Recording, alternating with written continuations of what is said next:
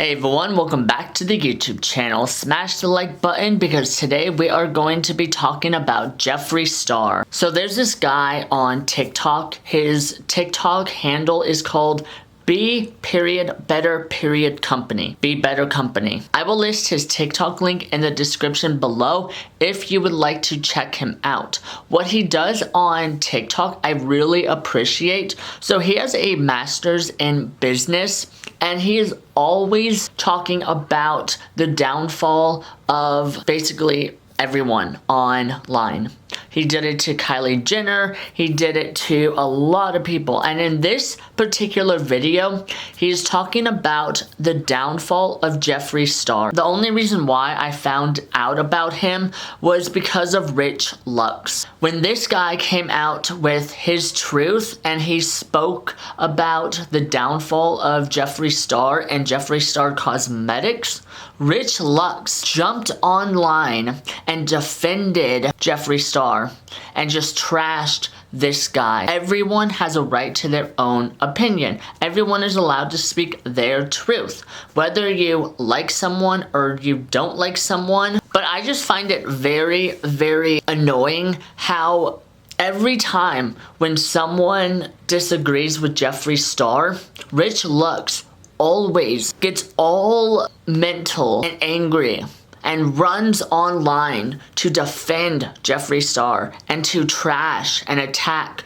whoever disagrees with Jeffree Star. With Rich Lux, it's like, dude, just because Jeffree Star is using you and he quote-unquote calls you a friend doesn't mean that you always have to kiss his ass. You don't always have to praise Jeffree Star. And it's really, really disturbing how Rich always praises Jeffree Star no matter what he does. Like, Jeffree Star isn't even Rich Lux's friend. Jeffree Star never invites Rich Lux anywhere. Jeffree Star launched and opened his meat and makeup store in Wyoming.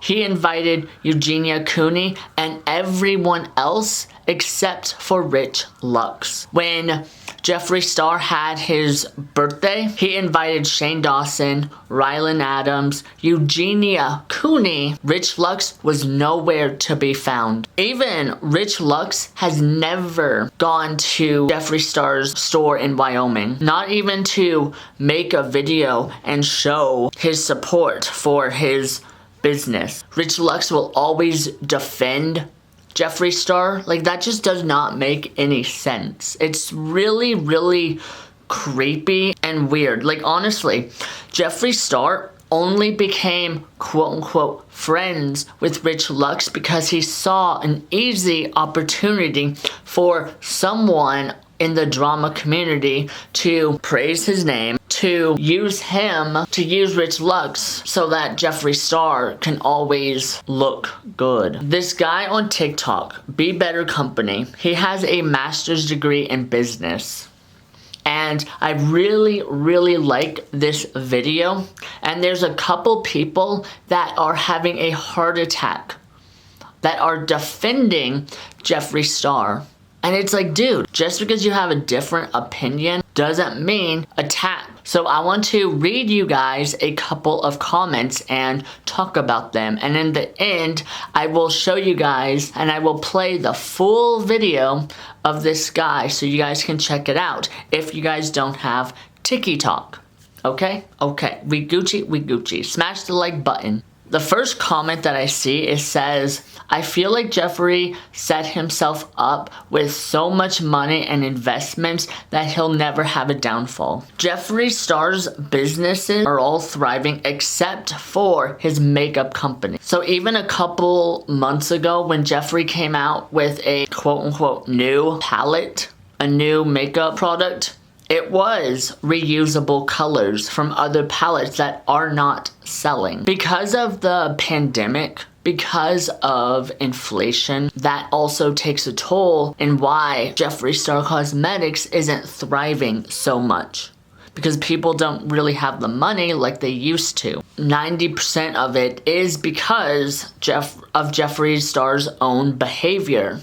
And people don't really want to support a monster. There's another comment that says, Jeffree Star is thriving. I don't know what you're talking about. He's selling his makeup. Just because he's selling his makeup does not mean that he is thriving. Does not mean that his makeup company is thriving. We've all seen Jeffree leave YouTube because he's not thriving over there. He's jumped to TikTok and always on TikTok begging people for money. Why is someone who is a multi-millionaire begging people for money? But at the same time, why are people giving a multi-millionaire their own hard-earned cat money? Like, it really does not make any sense. People could do whatever they want with their money, but it's like, in my opinion, I feel like Jeffree is only begging people for money on TikTok because his makeup company is slowly dying. Because also the makeup trend right now is very minimal. It's very natural. It's not loud, crazy, fun, bright colors like it used to. Everything is more natural. There's another comment that says, I don't think he's talking about Jeffree's personal success, but his cosmetics business. Exactly. Like, Jeffree Star will always, bank account will never suffer, but his cosmetics business will. The next comment I found, I don't think he fell off. He put his priorities somewhere like moving to Wyoming and starting his yak business. So Jeffree started another business because his makeup company isn't thriving like it used to. And by him falling off, that just really means that he's very irrelevant now, because everyone already knows and doesn't really want to support a monster, support a bully. He's not getting the attention like he used to on YouTube. So he jumped to TikTok trying and hoping that the people over there don't really know his past. You know, Jeffree Star's products are really good. Everyone loves his formulas. I really like this next comment. It says, I think some of us are missing his point. Downfall doesn't mean Jeffree became poor. Rather, he is not as big when he peaked, and that's actually okay. What he has in his favor is consistency and ... Exactly. This just sums it all up, because a lot of people, they love Jeffree Star. His true fans are the ones that are getting so angry at people who have a different opinion and are telling the truth about Jeffree Star, and they don't like it. Jeffree Star right now is very irrelevant. Nobody really cares about Jeffree Star. He's not important like he used to be back in 2017, 2018, 2019, when YouTube was hot. So Jeffree really isn't thriving like he used to. The next comment goes as followed. The video isn't about Jeffree's money or quality of his products. Downfall does not always equal poor. Do you guys remember in my other video when I was exposing someone, when I was talking the truth about why Jeffree Star blocked me, and that guy attacked me and said that Jeffree Star's products are good, Jeffree Star's pricing is wonderful? That was very irrelevant and not what I was talking about in that video. Now, that's why a lot of people love Jeffree's products, because the quality is good, and the downfall of someone doesn't always mean money, doesn't always equal they're poor. But again, why is a multi-millionaire always on TikTok begging people for money? So Jeffree Star in the past would always make fun of his ex-friends because their palettes would end up at like Marshall's, TJ Maxx, Walmart, thrift stores, etc. Because of Jeffree Star's downfall, especially like what happened with Morphe, everything else that has been going on, Jeffree's palettes also ended up at TJ Maxx and Marshall's, thrift stores. And I just think it's very, very funny how he always thinks that he is superior and untouchable. But yet a couple years later, because his cosmetics business is dying, people have found his cosmetic products at these other stores like TJ Maxx. Because people really don't care about his products anymore. This other comment says, "You are so brave doing these against these big personalities." So a lot of people are scared to tell the truth, to come out against Jeffree Star, against Kylie Jenner, because they're scared that Jeffree Star will send his army, his hateful, mean subscribers that support and kiss his butt after these smaller people. And we have seen this multiple times of what happens when people come out against these larger creators. Like, we have seen it. Like, Rich Lux will continue to harass Michaela, will continue to harass other people on the internet, and then he will try to cancel people. He will try to send his hateful, negative, pathetic followers, these certain people, to get them to shut up, to get them canceled, to send them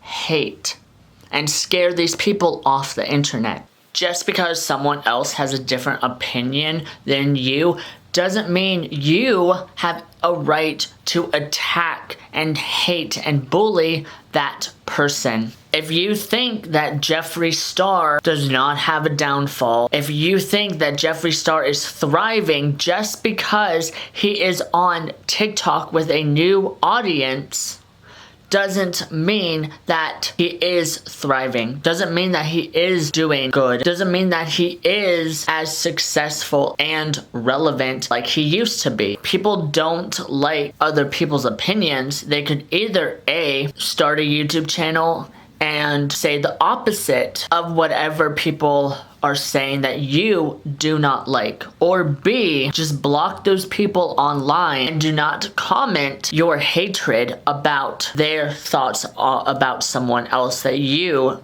do not like. Point blank period. Okay. Are we Gucci? You're Gucci, because you know what? We ain't Prada. Duh. Well, everyone, please comment all of your thoughts in the comments below. What is your opinion about Jeffree Star's downfall? What do you guys think about Jeffree Star always constantly being on TikTok begging people for money? It's his life. He can do whatever he wants, but at the same time, really does not make any sense why a multi-millionaire who is super successful begging people for money. In my opinion, people only jump to TikTok and do lives because it is the easiest, quickest way to make a buck. Well, everyone, I hope you guys have a wonderful day, and I hope you enjoy this video. I love you, and I'll see you later.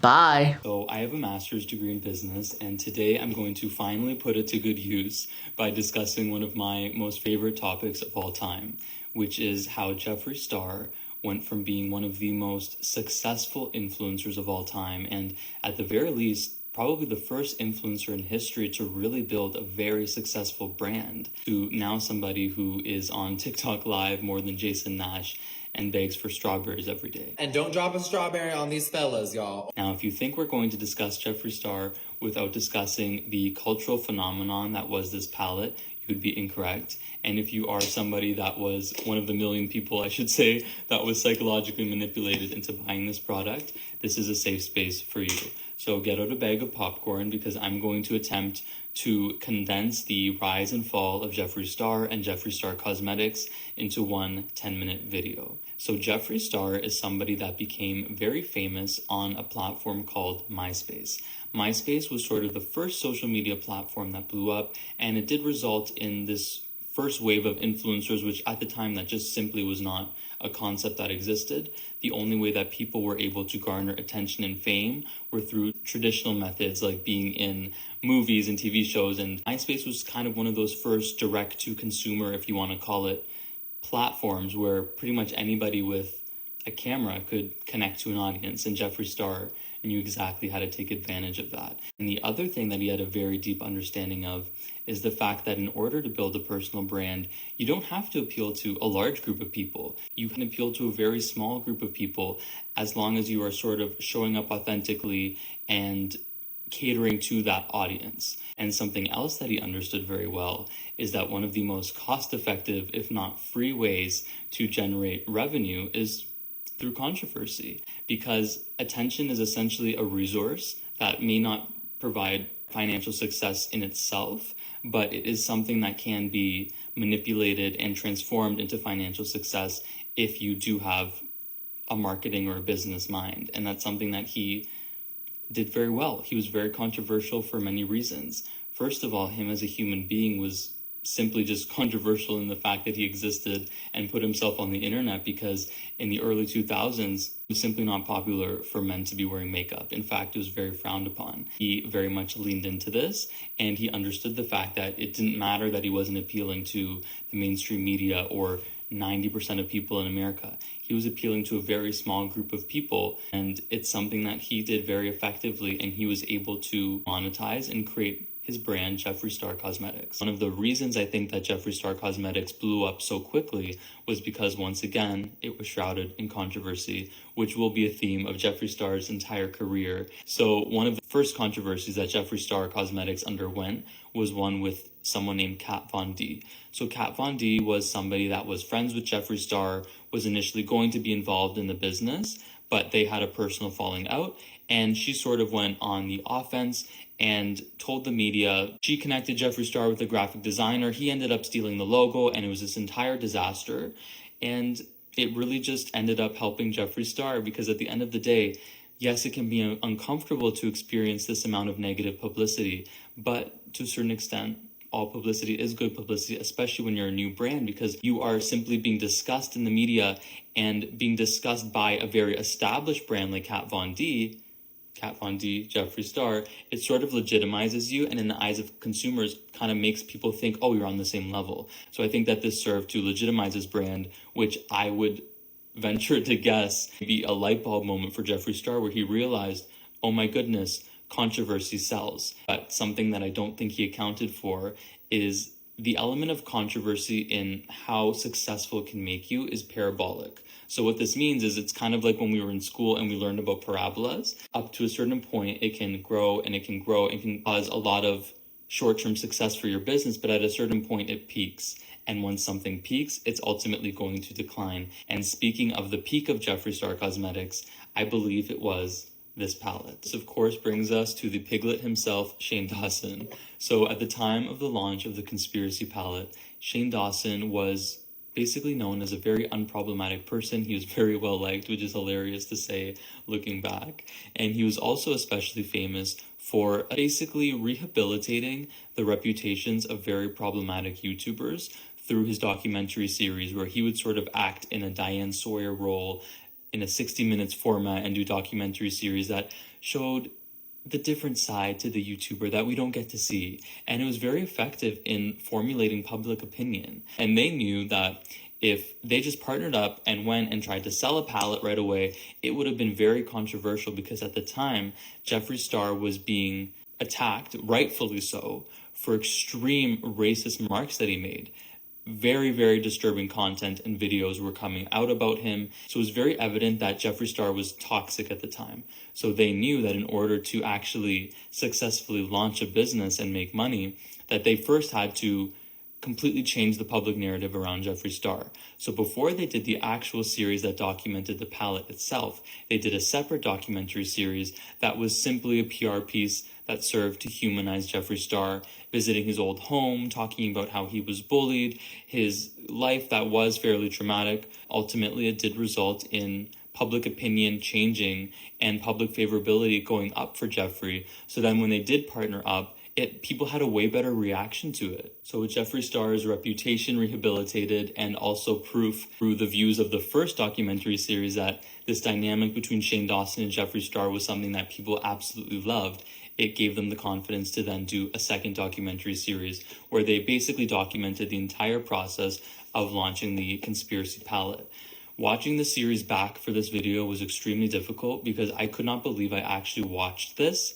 Hours and hours of series that had absolutely no substance, completely poorly edited. It was out of order. The timeline made no sense. It was very, very difficult to watch. But what the series did very effectively was basically giving the audience a psychological perception that they were involved in this entire process. And when you do that through the documentary series, which gave viewers a inside look on the beauty industry and shared secrets that are not normally shared and involved you in the process in a very intimate way. And then additionally, literally involved the viewers by doing Twitter polls, asking for opinions on shade ranges, constantly involving the audience to get their feedback. It gives you a sense of ownership. So buying this is not just buying any other product, it's buying the story. It is participating. It's a participation trophy. It is proof that you are part of this entire cultural phenomenon, which really is what it was at the time. The series got 100 million views. It was one of the most popular things on YouTube at the time. They broke Shopify. And I'm not saying that they broke their personal website. The amount of traffic that was on their website broke the Shopify servers, which is impossible to do. It's absolutely mind-blowing, the amount of frenzy that was created around this one product. But unfortunately for Jeffree Star and Shane Dawson, the success wouldn't last long, because very shortly after the success of this palette, they were shrouded in something that was dubbed Dramageddon. So I'm not going to go into all these details because I honestly don't care and I don't have time, but it was, some people refer to, the downfall of the beauty community. It was an absolute disaster, and I think that it was the tipping point where viewers became fatigued. Remember when I talked about the parabola of controversy? That's when the diminishing returns started to happen. Because for me and for a lot of people, they sort of started to realize that every single drama that happened on YouTube, Jeffree Star was the common denominator, and he would then involve himself in situations that he should not have been involved in, and then would step away and say, I don't want to be a part of this anymore. I'm too mature for this. It was extremely exhausting, and I think was sort of the beginning of the end, because as we can see in this image that I will show, the actual internet interest in Jeffree Star Cosmetics completely plummeted in 2020, which was very shortly after the launch of this palette. I don't have any direct evidence that Jeffree Star Cosmetics is not financially successful, but I feel very confident in saying that they are not as successful as they were in 2019. And I think it's very likely that their sales have declined based on their social media engagement and just Google searches, which typically is a very good indicator of an e-commerce business that's attached to a celebrity.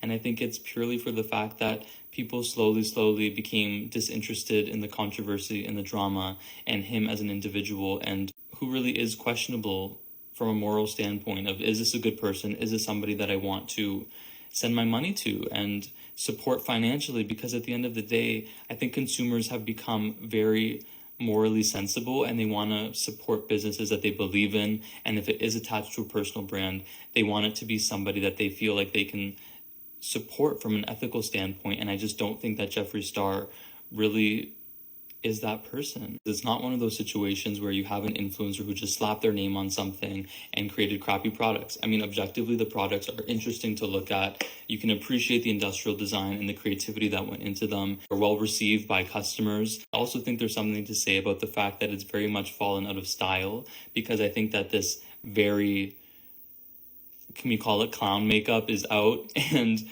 minimalism has kind of taken over. We've seen him try to adapt to this by creating a wedding palette, a neutral palette, and a skincare line, which I think is a little bit out of place in my opinion. But it's very clear that he has noticed that trends have sort of moved away from his original product offerings, and he's trying to adapt, which is what Jeffree Star has done his entire life. He's basically a chameleon that will adapt to every platform. When MySpace died, he jumped ship and went to YouTube. When YouTube died, he jumped ship and now is on TikTok, and he's now on TikTok live every single day.